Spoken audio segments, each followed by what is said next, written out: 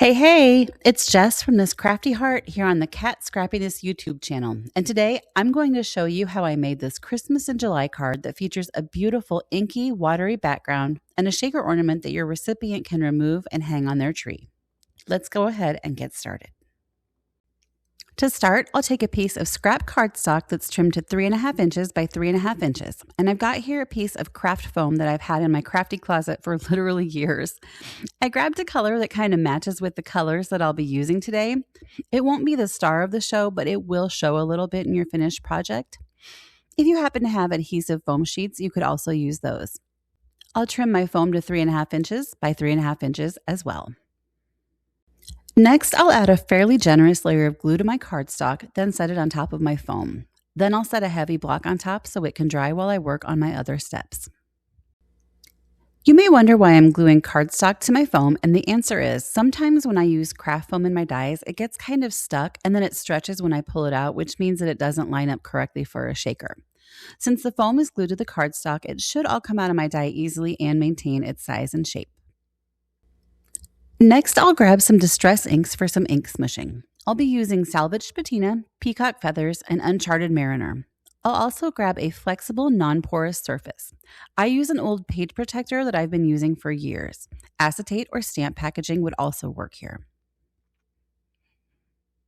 The reason that I'm using this page protector instead of using my glass mat is because I want to create kind of a gradient of ink smushing, so I want something that I can see through in order to direct my ink placement. There's really no such thing as control when it comes to ink smushing, but doing it this way does allow a little bit of guidance for your ink. I'll also be using an A2 size piece of watercolor cardstock as well as a spray bottle and heat tool to dry my cardstock between colors. I'll start by smushing salvaged patina onto my page protector, then adding a few spritzes of water. I want enough water that my ink will move around a bit, but I also don't want it to be so much water that it completely washes away the color. Finding the right balance of water and ink was something that took a little practice, so don't give up if you're just starting out with this technique. Then I'll flip over my page protector and touch it to the top 1/3 or so of my paper. I sort of walk my fingers across it a few times just to set down color. There's a pretty big pool in one spot, so I'll sort of tap that back onto my page protector. As I dry it, I kind of move it around so the water and ink will create lighter and darker areas as it dries.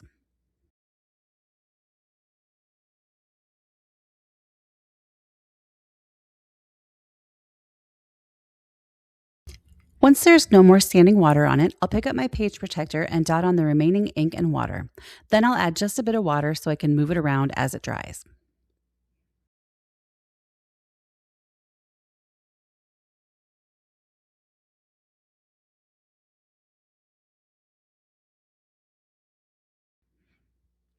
Once it's mostly dry, I'll dab up any standing water with my flour sack cloth. You could certainly let it air dry if you wanted to as well. I'll give my glass mat and my page protector a quick wipe with my flour sack cloth, then I'll smush peacock feathers ink onto my page protector. I'll add a bit of water again to make sure it's fluid, and then I'll flip it over and sort of walk my color along the middle third of my card at a bit of a diagonal. Then I'll dry it while tilting it in all different directions to keep the water moving as it dries.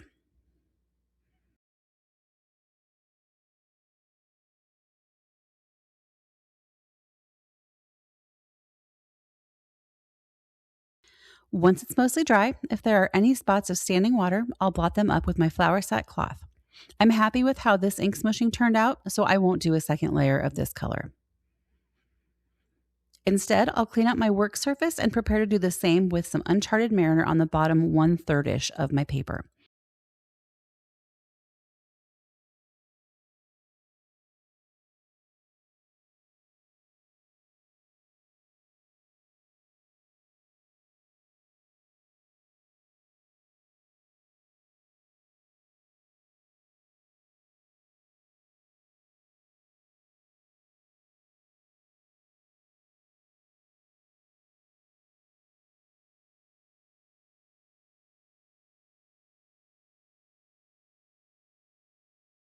In this case, I will do a second layer of this color to add more texture.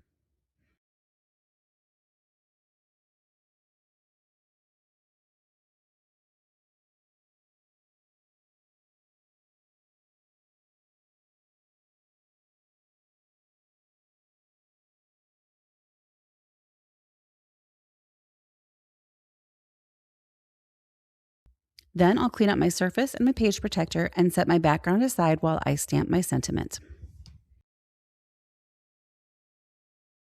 I'll place my Wishing You a Christmas That's Merry and Bright stamp from the Christmas greeting set into my MISTI.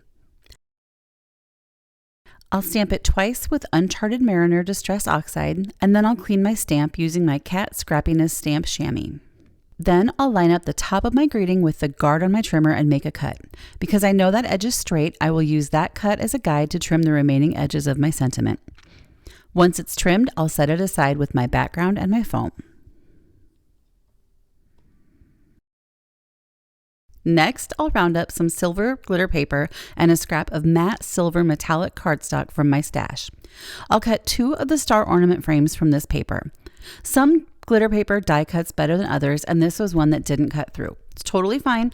I'll go ahead and cut my second one, and then off camera, I'll use a craft knife and self-healing mat to finish cutting through my glitter paper.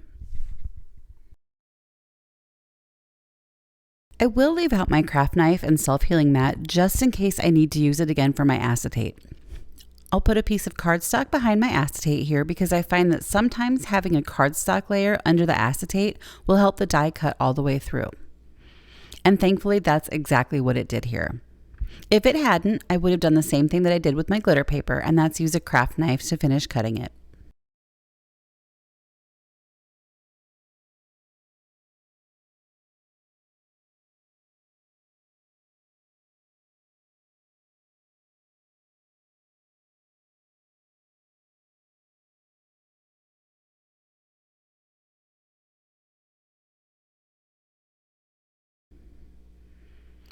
I'll use one of the solid cardstock stars that I cut out when I cut my acetate, and I'll use the star frame die to cut the center out of it. Then I'll cut 2 of the ornament toppers from my matte silver cardstock.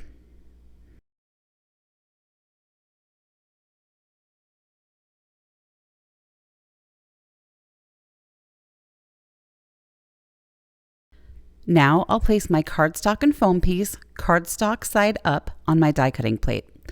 Then I'll place my star ornament frame on top. As sort of an afterthought, I'll grab a scrap piece of printer paper and put it underneath just to help my die cut all the way through my foam, which I do think helped. I'll pop my cardstock and foam out of my die and remove the center piece.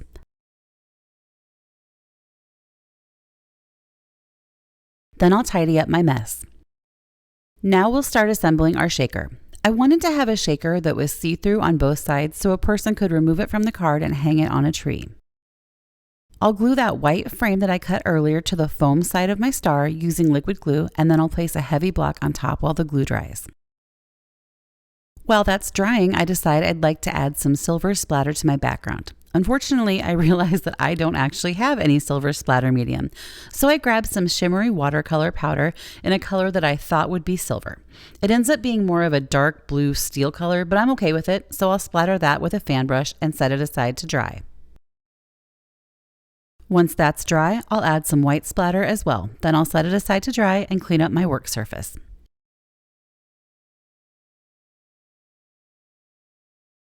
Next, I'll add some double-sided tape to one of my white stars.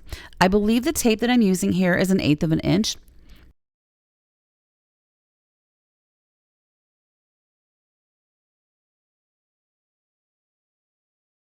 I'll remove the backing from my double-sided tape.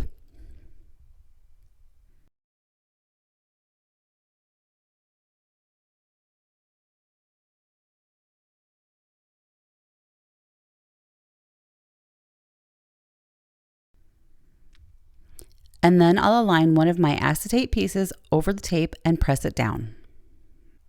Now, for some reason, my camera quit filming right as I started the next step, which is to add a few dots of glue to one of my glitter frames and carefully adhere it to my acetate piece. I'll be doing this again on the other side, so you'll be able to see what I'm talking about here in just a minute. For my shaker bits today, I'll be using the teal shaker beads, clear shaker tinsel, white confetti sprinkles, and sparkling snow glitter sequin mix. Now, this is a pretty small space to fit 4 shaker types into, but I think I can do it. I'll set that aside and grab my double-sided tape again and apply it to the white cardstock side of my star.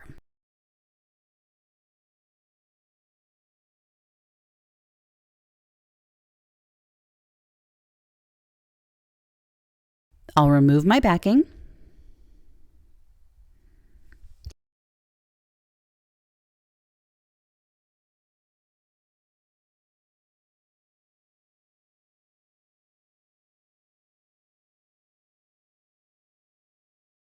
And then I'll gather up all my pieces so I don't accidentally include them in my shaker. Next, I'll grab my shaker bits and a tiny spoon. Since I've already taken the back off of my double-sided tape, I have to be very careful when I'm adding my shaker bits so that they don't stick to that tape. But I didn't want to add them first and then have the shaker bits bounce out when I remove my backing from my tape. Also, since it's such a small space, I want to make sure that I don't fill it so full that it won't shake.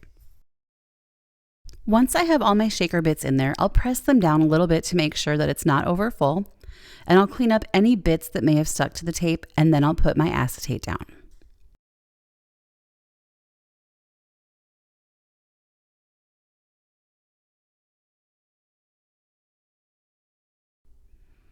I'll give it a test shake, and I'm super excited to find that it shakes, and it's so pretty. Then I'll add a few drops of glue to my acetate. Keep in mind that this glue won't soak into the acetate or the glitter paper, so you definitely don't want to add too much.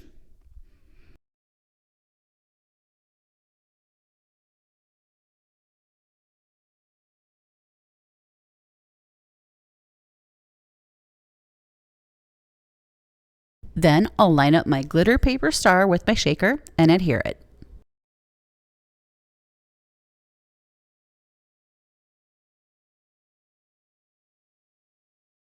I'll set a heavy block on top while it dries.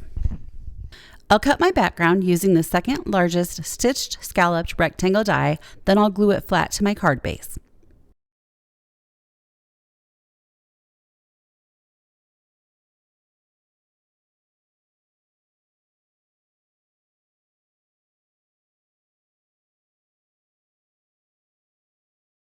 I'll put my heavy block on top of that while it dries, and just to make sure it sticks flat, I'll add a little extra weight.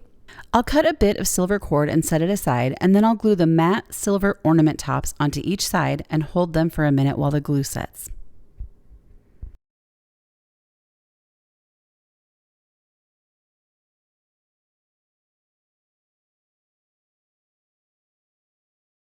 Because glitter paper is so textured, it takes a little bit longer for the glue to set than it would regular paper.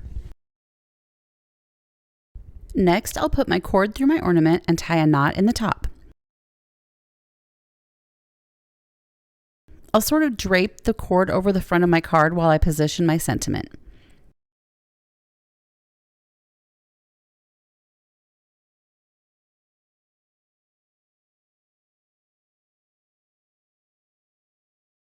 I'll add some foam tape to the back of my sentiment and adhere it.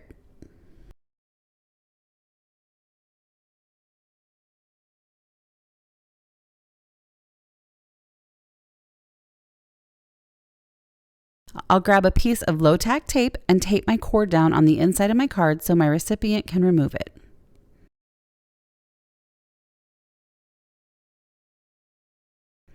Then I'll add a second piece of tape because I left the tail maybe a little longer than I should have. If you wanted to, you could also add temporary adhesive to the back of your ornament to hold it onto the card, but I'm just going to let mine hang. And that's today's project. I think there's something so special about interactive cards or cards that have pieces that a person can use for years to come, and I hope you do too. As always, thank you for spending your time with me today here on the Kat Scrappiness YouTube channel. Please be sure to drop a comment below, give this video a thumbs up, and subscribe for more crafty inspiration.